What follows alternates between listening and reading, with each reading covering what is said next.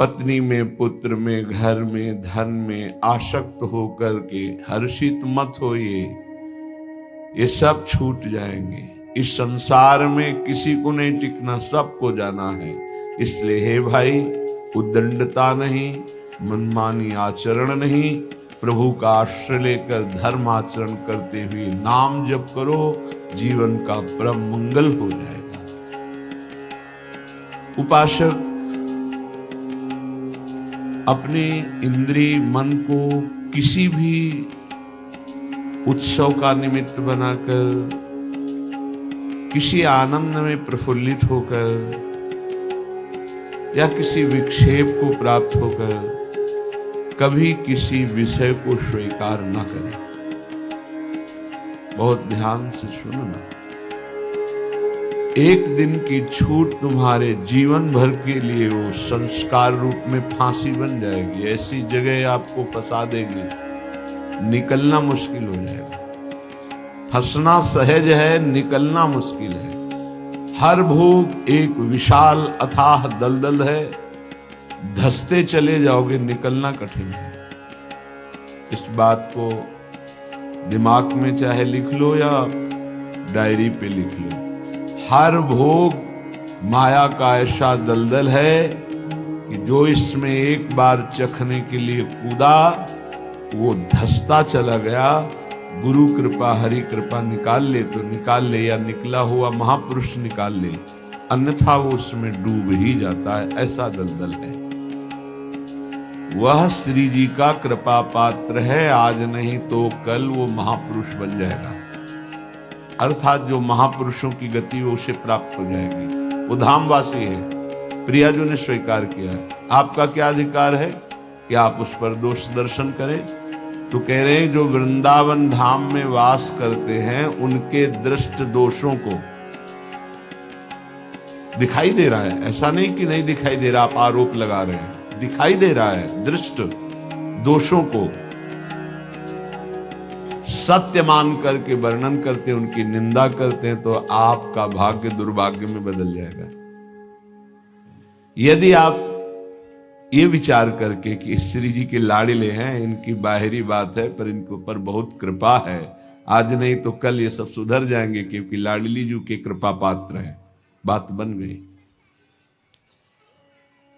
ऐसे मूर्ख लोग अपना संकट स्वयं चयन कर लेते हैं।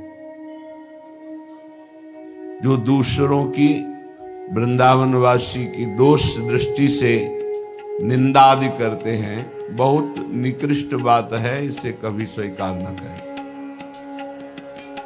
सच्ची कहते हैं, देखो अपने सब पावन भूमि में बैठे हैं, निंदा तो अपनी करनी चाहिए। अंदर से देखो, ईमानदारी से देखो, जो हमारे अंदर कूड़ा करकट है इसकी निंदा करनी चाहिए। मैं बहुत नीच हूं, हम पर इतनी कृपा है लाडली जी की, इतना दुलार कर रहे हो, हम उनकी दुलार को ठुकराए चले जा रहे हैं।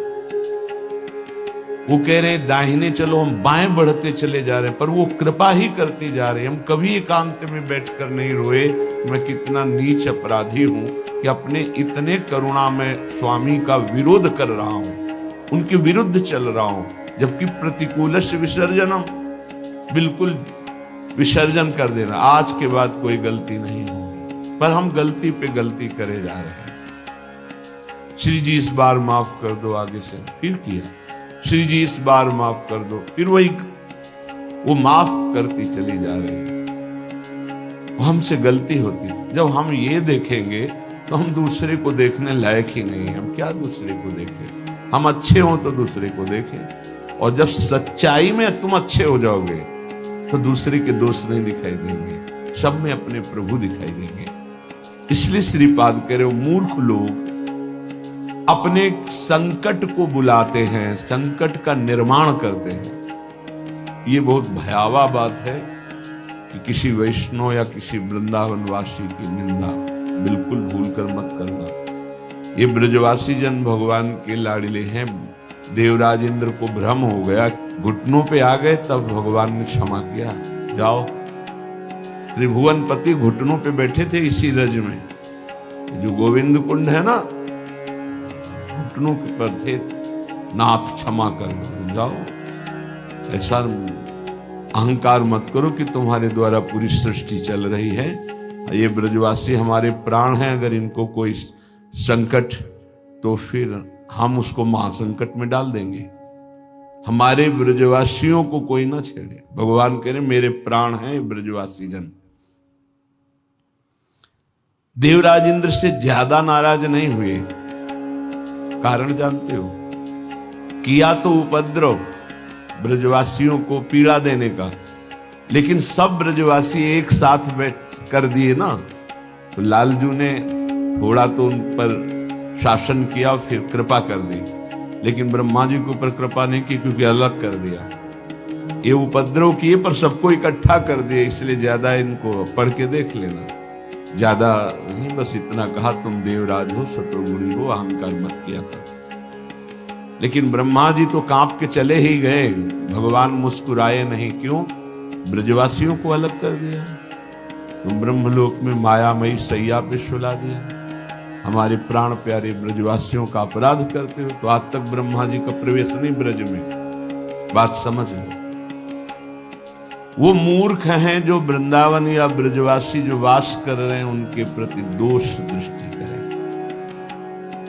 12 वर्ष में तो सिद्ध हो जाता है, 21 वर्ष में क्यों नहीं परिवर्तन हुआ? जी गलती। तो जब हमारी गलती तो हम दूसरों को क्यों दोष दर्शन करने वाली वृत्ति से देख करके निंदा करें, उनका अपमान करें? हमारे अंदर खुद इतनी ये गलत है, तो तुम क्या कर रहे हो? तुम भी तो गलत हो जो दूसरों का दोष दर्शन कर रहे हो। परमार्थ कहता है किसी के भी ना दोष देखने ना गुण देखने, सब में भगवत भाव देखना। संसारी पुरुष क्रिया देखता है, परमार्थ का पथिक कारण देखता है। कारण श्री हरिवंश भनम, क्रिया नहीं देखता है। क्रिया देखने वाला संसारी होता है। श्रीपाद कह रहे वो मूर्ख लोग संकट की स्वयं रचना कर देते हैं। अच्छा, ये कोई पाप नहीं है कि क्षय हो जाएगा तो आप मुक्त हो जाएंगे। ये अपराध है, वैष्णव अपराध। ये तभी क्षय होगा जिस वैष्णव से अपराध बना है उससे क्षमा याचना हो जाए, नहीं तो, या फिर आपको पता नहीं तो गुरुदेव क्षमा कर दे, जाओ कोई अपराध नहीं।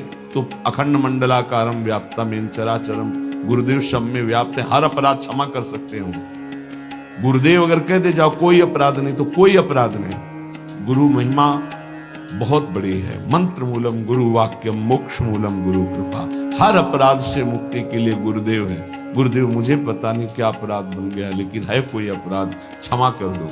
उन्होंने कहा जाओ कोई अपराध नहीं, तो पूरी सृष्टि का अपराध क्षमा हो जाएगा। गुरुदेव में ऐसी सामर्थ्य, वो भगवान का साक्षात कृपा वपु है। कभी किसी को ऐसा महसूस हो तो अपने गुरुदेव भगवान से क्षमा मांग ले। अगर नहीं पता चलता कि किस वैष्णव का अपराध बना है तो गुरुदेव से क्षमा मांग ले।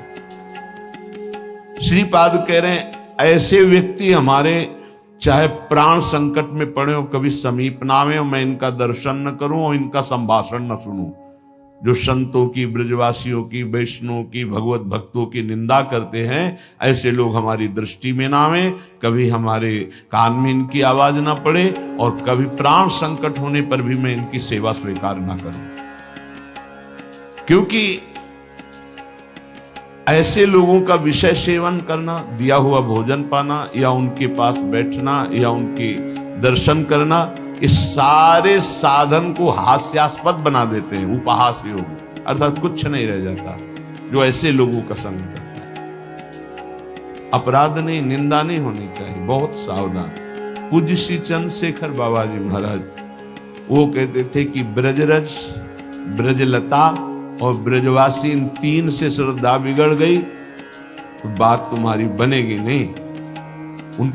उनके श्रीमुख के शब्द थे कि तुम रेगिस्तान में वास कर लो तो तुम्हारा कल्याण हो सकता है, लेकिन ब्रजवासी, ब्रजरज, ब्रजलता, इनका अपमान अपराध करोगे तो वृंदावन में तुम्हारा कल्याण होने वाला नहीं है। वो डायरी में लिखा हुआ पूज्य चंद्रशेखर बाबा जी महाराज, वे भी 25 वर्ष पहले की बात, प्रारंभ में ही दर्शन के लिए। तो यहां श्रीपाद कह रहे हैं ऐसे मूर्ख लोग अपने संकट का स्वयं निर्माण कर लेते हैं। किसी भी विषय में क्यों ना हो, जो वृंदावन वासियों की निंदा करते उनका मैं दर्शन न करूं, कभी कभी संभाषण न करूं, कभी दिया हुआ कोई पदार्थ या विषय सेवन न करूं। उपासक को सावधान रहना चाहिए। अपना काम बनाने आयो कि तुम यहां सृष्टि सुधारने आयो। देखो तुम्हें पक्की बात बता दे, भगवान भी पूरी सृष्टि को नहीं सुधारे। जब अवतार लिया तो जो भगवान की शरण में हुए, सन्मुख हुए, उन्हीं का उद्धार हुआ। ध्यान रखना, चाहे काम से, चाहे द्वेष से, चाहे राग से, चाहे भक्ति से, कैसे भी अवतार के समय जो भगवान से जुड़े वो परम पद को प्राप्त हुए। भगवान के अवतार के समय हम लोग भी होंगे, कीड़ा मकोड़ा, दीमक, चींटी, चीता जो बने होंगे, तो हमारा उद्धार नहीं हुआ। जो सन्मुख हुए, नाम जप किया, उन्हीं का उद्धार हुआ। ये बात पक्की समझ लो। तो भगवान अवतार लेकर के जगत मंगल के लिए आए, पर जो भगवान की शरण में हुए, सन्मुख हुए, उन्हीं का कल्याण हुआ। तो आज भी भगवान हैं, उनका नाम है, उनका रूप है, उनकी लीला है, ये उनका धाम है। जो सन्मुख होंगे, ठीक से चलेंगे, वो भगवान को प्राप्त होंगे। वो गुरु नहीं है जो अपने शिष्य को भगवत प्राप्ति न करा दे, मृत्यु के पास से छुड़ाकर अमर पद न प्रदान कर दे। वो गुरु नहीं। गुरु न सस्यात्, वो कैसा गुरु जो अपने शिष्य को भगवत प्राप्ति न करा दे। वो कुटुंबी स्वजन नहीं है जो भगवान के भजन में ना लगा दे। अगर भगवान का भजन नहीं करने देता तो जाके प्रिय न राम वैदेही तजिए ताहि कोटि बैरी सम जद्यप परम स्नेही। वही कुटुंबी है जो भगवान के भजन में लगा। जो भगवान के भजन में विघ्न पैदा कर दे, भगवान में ना लगने दे, वो हमारा कुटुंबी नहीं, वो हमारा स्वजन नहीं, वो हमारा करोड़ों वैरियों के समान है। पिता न सास्यात्, वो पिता नहीं है जो मुझे भगवान के मार्ग में ना बढ़ाए, बढ़ने से रोक दे। वो पिता नहीं। ये बड़ी उत्तम उपदेश वृत्ति भगवान ईश्वर। वही पिता है जो अपने पुत्र को भगवत प्राप्ति करा दे। सास्यात् जननी, वही मां है जो भगवान के चरणारविंद में अपने पुत्र की वृत्ति बढ़ावे। लेकिन आजकल तो माता पिता बालक को वही सिखाते हैं जिससे उदर भर जाए। 3 बातें, पेट भर जाए, अच्छे कपड़े पहन लो, खूब भोग भोगने को मिले, यही शिक्षा है। इतना ही केवल लक्ष्य है। कह रहे सास्यात् जननी न सास्यात्, वो पिता नहीं, वो माता नहीं जो भगवान की प्राप्ति कराने का उपदेश न करे, नाम जपने का उपदेश न करे, वो नहीं है माता पिता। दैवम न तस्यान्न, यद्यपि दैव बड़ा माना जाता है, पर वो दैव किस काम का जो हमें भगवान का भजन ना करने दे, विमुख कर दे। और सही बतावे, दैव कुछ है ही नहीं, हमारे कर्म ही हमारे दैव हैं। मानव जीवन मिला है इस दैव वाली बात को व्यर्थ कर देने के लिए। भजन करो इतना डट के, हर प्रारब्ध छीण हो जाए, हर कर्म भस्म हो जाए। दैव आलसी पुकारा, खूब नाम जप करो। कह रहे वो पाणी ग्रहण करने वाला पति नहीं है जो श्री कृष्ण की प्राप्ति करने में बाधा पहुंचा दे। जो श्री कृष्ण की प्राप्ति कराने का सहयोग दे, वही पति है। जो संसार से मेरे को मुक्त करेगा, वही गुरु, वही पिता, वही माता, वही भाई, वही स्वजन, वही पति, वही संबंधी, अन्यथा नहीं। बहुत हृदय संभाल करके सुनिए। निष्किंचनस्य भगवद भजनोन्मुखस्य पारं परम जिगमिशोर भवसागरस्य संदर्शनम विषयिणामथ योषितांच हंत हंत विषभक्षणमतोप्य साधु। हे साधु, विरक्त,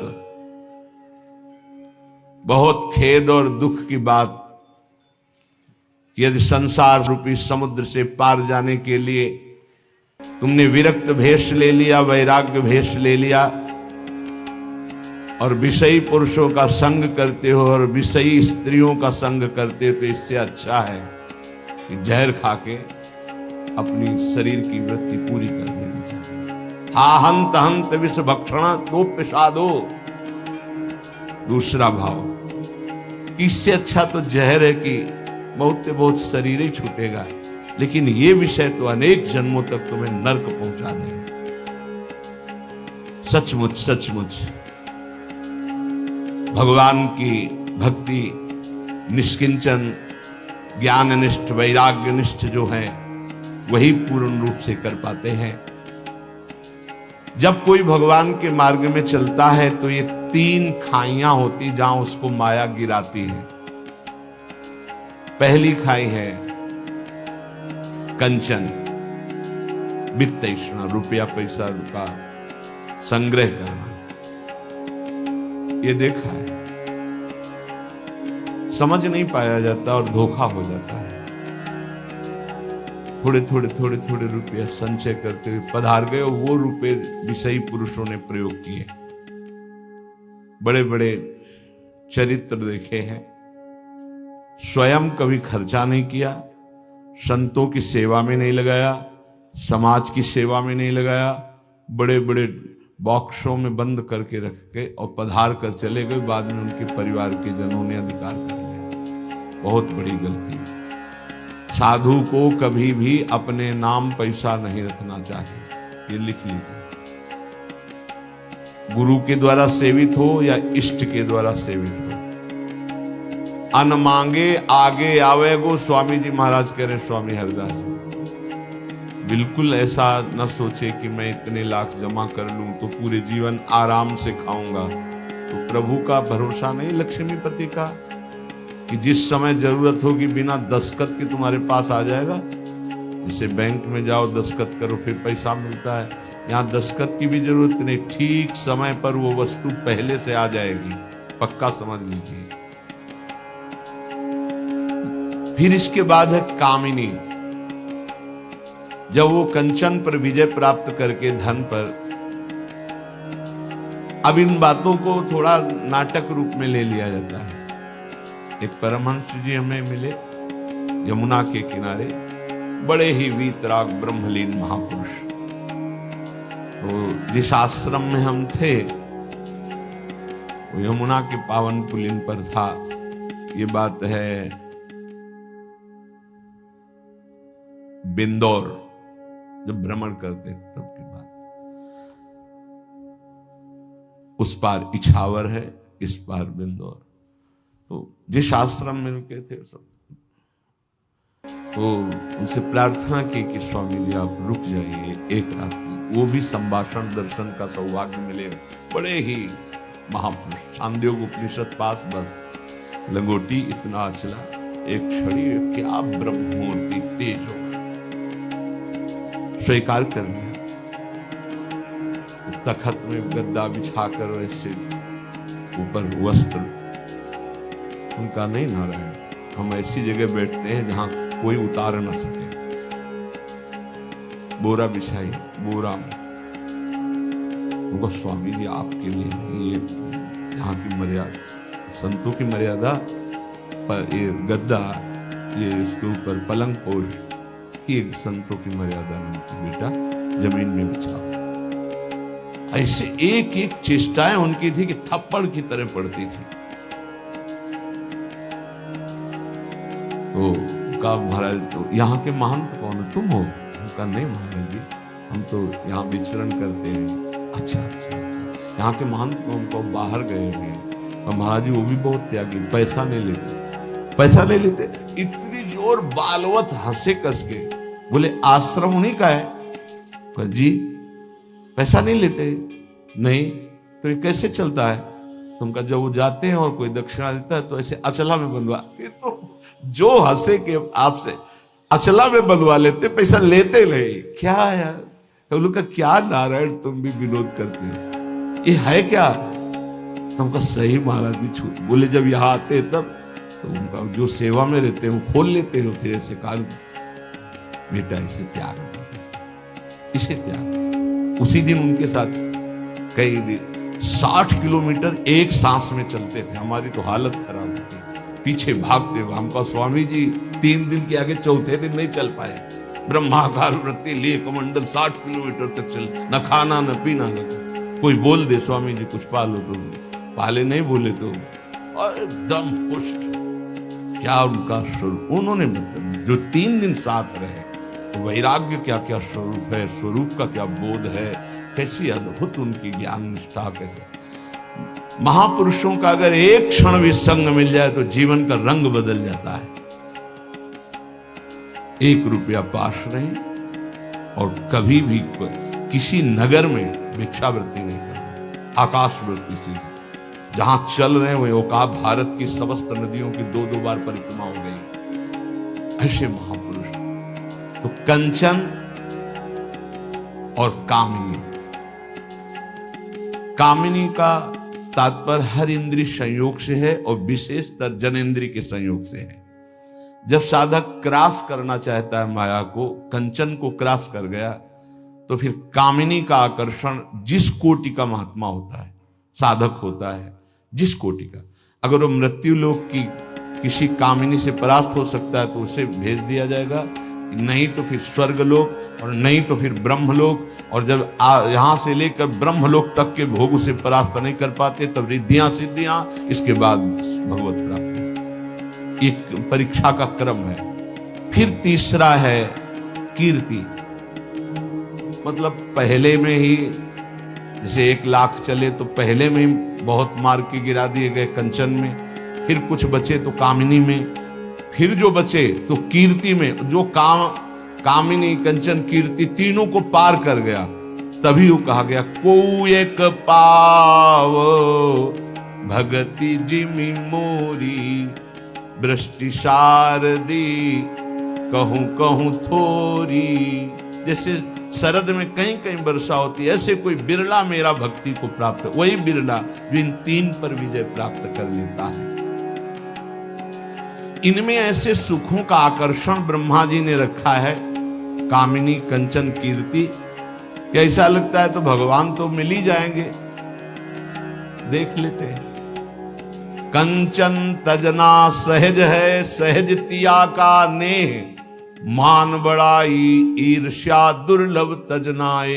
आगे जो मान बड़ाई बहुत बड़ी मंजिल अच्छे अच्छे साधकों को गिरा देती है। चलन चलन सब कोई कहे, बिरला पहुंचे कोई। एक कंचन एक कामिनी, दुर्लभ घाटी, 2 मार के गिरा। एक कंचन एक कामिनी, ये लांबी तलवार आए थे हरिभजन को बीचे देने। ये घाटियां वही नहीं पार कर पाता जो भगवत प्राप्त महापुरुषों का आश्रय नहीं लिए। यदि भगवत प्राप्त संतों का आश्रय लिए तो आराम से पार हो जाएगा। पता ही नहीं चलेगा कि घाटियां पार हो गए हम, पता ही नहीं चलेगा।